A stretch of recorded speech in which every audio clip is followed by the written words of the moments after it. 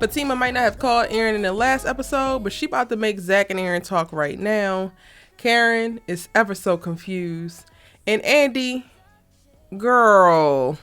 What's good, y'all? It's your good sister Erica Vane coming to you right here on Erica Vane TV with another Sistas video. In this video, I am breaking down the trailer for episode number 3. If you're new here, go ahead and hit that subscribe button and turn on your bell notification so you don't miss out on any of my sisters' content.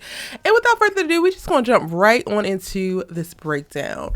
So the trailer really opens up on Calvin, who happens to be at the gay bar, and he's looking for Maurice because we saw in episode 2 that Danni came over to Calvin's house to ask him like, yo, where's Maurice? Have you heard from Maurice? I've been looking for Sabrina. Calvin also mentioned that he had been calling Sabrina, but last time I checked, they wasn't talking to each other, and Sabrina wasn't answering the phone for him, so that was a little bit weird, but I went ahead and skipped off to it because I went ahead and ignored the fact that Calvin mentioned that he called Sabrina, because at the end of the day, we just needed to know, we needed him to know that Maurice is missing as well. So answer the damn phone. Y'all remember from episode 1, he's not been answering the calls from the correctional facilities that keep calling him, and it's like, you're black. Somebody is in trouble and needed some bail or something. Answer the phone. But of course, he's not answering the phone. With Danni showing up, it makes things a little bit more pressing. So he's starting to call Maurice more. And in this episode, we see that he's actually going to go to the club because Maurice didn't come home after work or after work. We know they shut the bank down. So this is well after work. He's going to go check the next spot that Maurice would possibly be at, which would be the club. And I don't know, but if the little homeboy, I can never remember his name, but he always gives personality. He always gives a vibe. So shout out to him. But Maurice's best Judy, one of his good girlfriends, right, is there and is alluding to that he knows something, but is not actually saying anything. And I'm like, well, did Maurice actually call him because Calvin wasn't answering the phone? And if he did, then why are you here at this club and not down at the court or not down at the jail trying to get Maurice up out of there?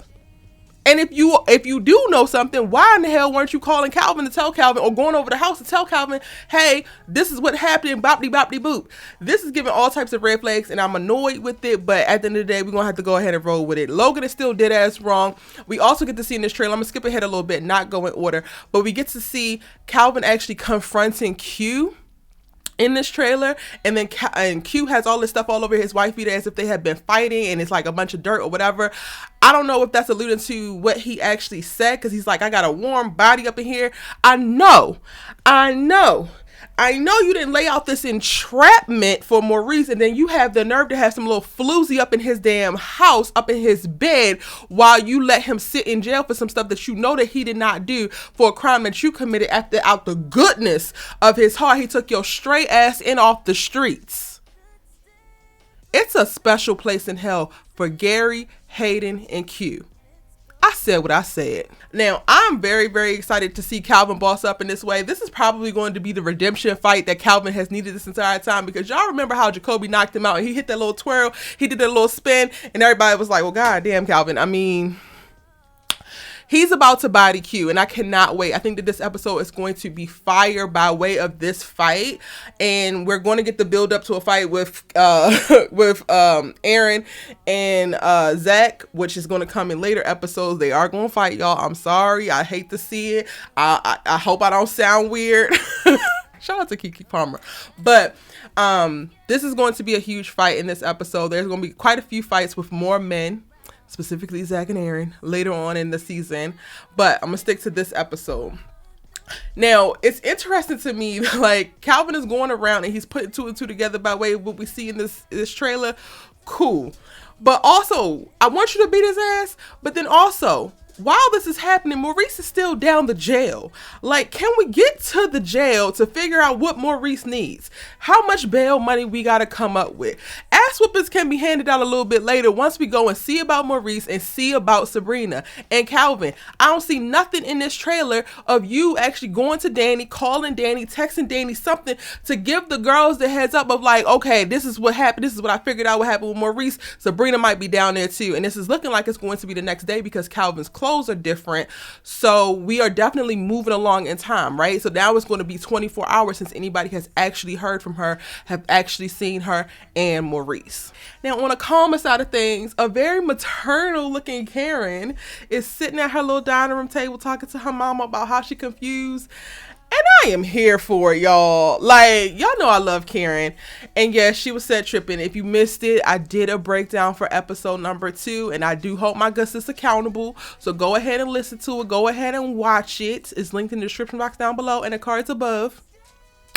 Don't say I ain't never hold her accountable, okay? But I just love her. Like, she's going through this whole maternal moment.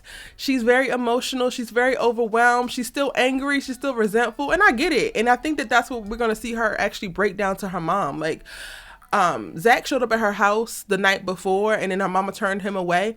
And he revealed, like, she just won't let him go. And he's moved on to a more stable relationship, and he's happy and yada, yada. And she gets it. Like, she got her daughter back, but she also gets it, right? So I think that we're just going to see Karen be honest about how she feels, and she's going to have her mama be honest with her, but still be very, very supportive. When I tell you, I am so happy to see Miss Lisa into the group chat and come back into the Sistas universe. Because she needs it. All Karen needs in this life of sin is Pam and Miss Lisa. And I said what I said.